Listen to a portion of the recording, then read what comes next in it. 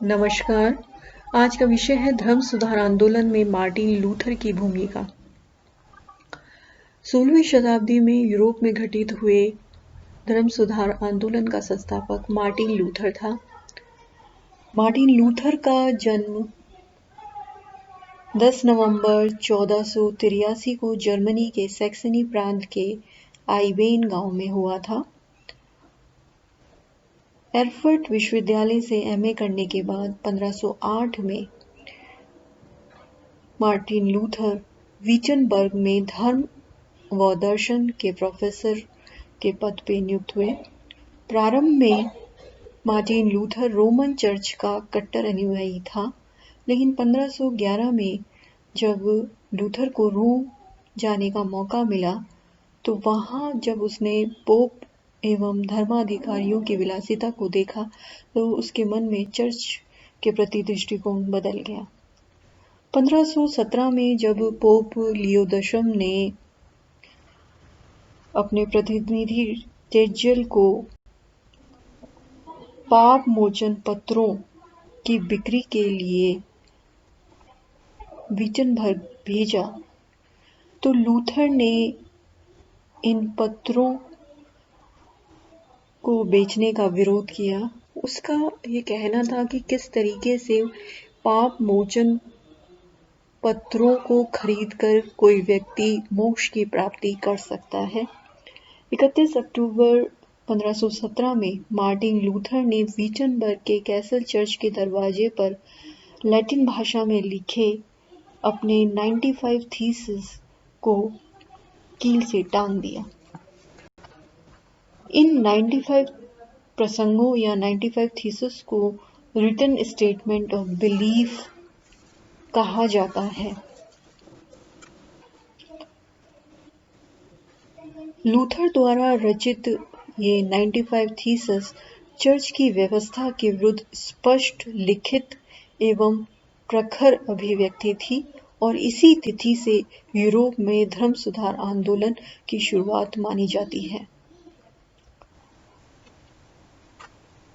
इन 95 thesis को किसी ने जर्मन में अनुवाद करके जनता में बांट दिया, जिससे लूथर के विचार जनसाधारण तक पहुंचे और लूथर को जबरदस्त जन समर्थन मिलने लगा। मजबूर होकर लूथर ने नेतृत्व को स्वीकार कर लिया। लूथर ने धर्म सुधार आंदोलन की शुरुआत की और जर्मन राज्य भी उसके साथ हो गए। लूथर ने पोप को पत्र लिखकर अपने विचारों से अवगत करवाया। मार्टिन लूथर की स्पष्ट मान्यता थी कि एक ईसाई की आध्यात्मिक प्रगति के लिए पादरियों द्वारा किए जाने वाले अनुष्ठान की कोई सार्थकता नहीं है। एक सच्चा ईसाई ईश्वर की कृपा से ईश्वर में श्रद्धा एवं आस्था के माध्यम से ही पाप मुक्ति या मोक्ष प्राप्त कर सकता है। ईसाई को आवश्यकता पड़ने पर बाइबल की शिक्षाओं से प्रत्यक्ष प्रेरणा लेनी चाहिए। बाद में लूथर ने पोप एवं चर्च की अनिवार्यता के सिद्धांत को भी अस्वीकार कर दिया। मार्टिन लूथर ने अपने विचारों को और अधिक स्पष्ट करने के लिए सन 1520 में 3 लघु पुस्तिकाएं प्रकाशित करवाईं। इन लघु पुस्तिकाओं में प्रोटेस्टेंट आंदोलन की आधारभूत मान्यताओं का प्रतिपादन है। ये 3 लघु पुस्तिकाएं या पंपलेट इस प्रकार हैं। पहला है an open letter to the Christian nobility of the German nation concerning the reform of Christian state। दूसरा है the Babylonian captivity of the church और तीसरा है a treatise of Christian liberty. Martin Luther की इस तरह की गतिविधियों से पोप बहुत ज्यादा क्रोधित हो गया और उसने मार्टिन लूथर को धर्मद्रोही घोषित करके उसके पास ईसाई धर्म से निष्कासन का आदेश भेज दिया, जिसे बुल ऑफ एक्सकम्युनिकेशन कहा जाता है।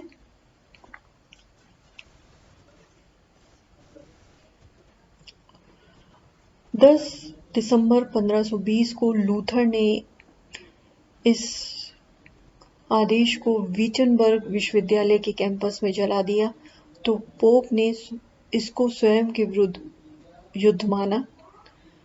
सम्राट चार्ल्स पंचम ने भी वर्म्स की सभा में लूथर को देशद्रोही घोषित कर दिया। उसकी कृतियों को जला देने और उसके अनुयायियों के दमन के आदेश भी दिए गए, लेकिन उसके एक शुभचिंतक फ्रेडरिक ने लूथर को एक सुरक्षित जगह पर शरण दी और जहां उसने एक पुस्तिका लिखी ऑन मोनास्टिक वोज। इसमें लूथर ने सन्यासी जीवन को निरर्थक बताया तथा धर्म पुरुषों के विवाह की अनुशंसा की और इसी अज्ञातवास के दौरान लूथर ने बाइबिल का भी जर्मन भाषा में अनुवाद किया, जो सितंबर 1522 में प्रकाशित होने के कारण सेप्टेम्बर टेस्टामेंट के नाम से लोकप्रिय हुआ। 1524 से 26 तक किसानों ने जर्मन राज्यों में सामंतों के विरुद्ध आंदोलन शुरू किया तो मार्टिन लूथर ने उसका कड़ा विरोध किया और सामंतों का साथ दिया। Against the thieving and the murderous gangs of peasant नामक पम्फलेट निकाला, जिसमें उसने किसानों को चोर और हत्यारे कहा, क्योंकि वह केवल धार्मिक परिवर्तन चाहता था, सामाजिक परिवर्तन का वो समर्थक नहीं था। 1529 में पोप ने स्पीयर नामक स्थान पर धर्म सभा का आयोजन किया और सामंतों को मार्टिन लूथर और उसके अनुयायियों का दमन करने के आदेश दिए, लेकिन सामंतों ने स्पीयर के आदेशों को औपचारिक रूप से प्रोटेस्ट किया और इस विरोध या प्रोटेस्ट के कारण ही इस सुधार आंदोलन का नाम प्रोटेस्टेंट पड़ा। औपचारिक तौर पे यह विरोध 19 अप्रैल 1529 को किया गया था, अतः ऐतिहासिक दृष्टि से प्रोटेस्टेंट शब्द का जन्म इसी तिथि से माना जाता है और इस प्रकार प्रोटेस्टेंट अनुयायियों ने कैथोलिक चर्च एवं पोप के सार्वभौमिक अधिकारों को अस्वीकार कर दिया। सन 1530 में प्रोटेस्टेंट धर्म का सैद्धांतिक रूप निरूपित किया गया, जिसमें मार्टिन लूथर के सिद्धांतों को मान्यता मिली।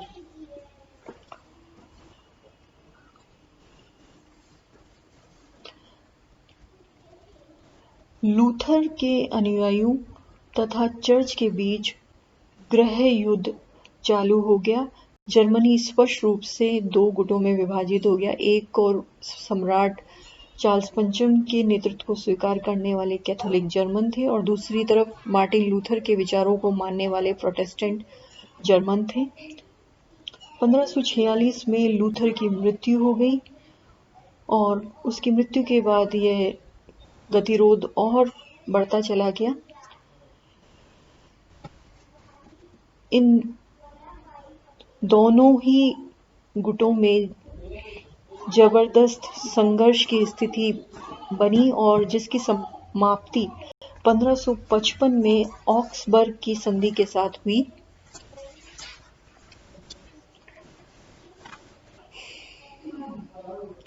1555 में शासक फर्डिनेंड ने जर्मन राज्यों के साथ एक समझौता किया जिसे ऑक्सबर्ग की संधि कहते हैं और इस संधि के साथ ही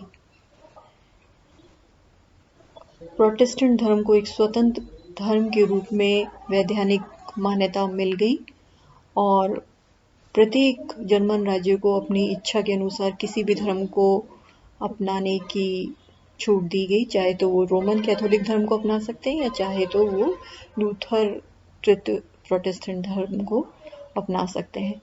ऑक्सबर्ग की संधि लूथरवाद एवं प्रोटेस्टेंट धर्म की विजय थी।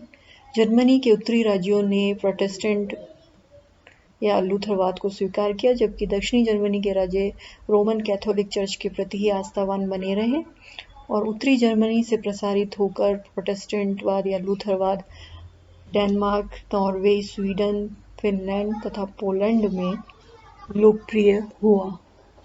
धन्यवाद।